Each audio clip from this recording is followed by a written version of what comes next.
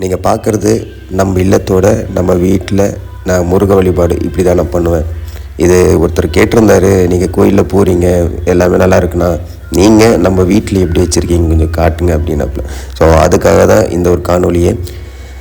நீங்கள் பார்க்குற அந்த லெஃப்ட் சைடில் இருக்கிற சின்ன ஃபோட்டோ வந்து திருச்செந்தூரில் ஃபஸ்ட் டைம் நான் போகும்போது வாங்கினது. இவர் வந்து இப்போது லேட்டஸ்ட்டாக வந்து நான் போகும்போது பெரிய படம் நான் திருச்செந்தூரில் வாங்கினது. ரெண்டாவது ஒரு வேல் இருக்கும், அப்புறம் குட்டி குட்டியாக அந்த ஒரு வேல் இருக்கும்.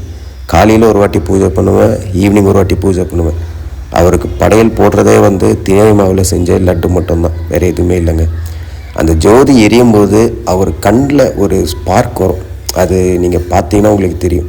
நம்ம மனசார நினச்சி ஒரு வேண்டுதல் வச்சு முருகா இது கரெக்டாக அப்படின்னா அப்படியே அந்த ஸ்பார்க்லேயும் நமக்கு அந்த ரிசல்ட்டு தெரிஞ்சிடும். இதுதான் என்னோடய முருக வழிபாடு.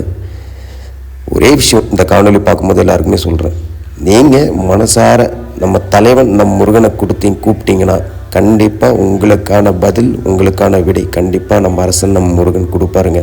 இதில் நீங்கள் எதுவுமே வந்து பெருசாக ஒன்றும் வருத்தப்படவே தேவையில்லை. எல்லோரும் நல்லா இருப்போம், நல்லதே நடக்கும்.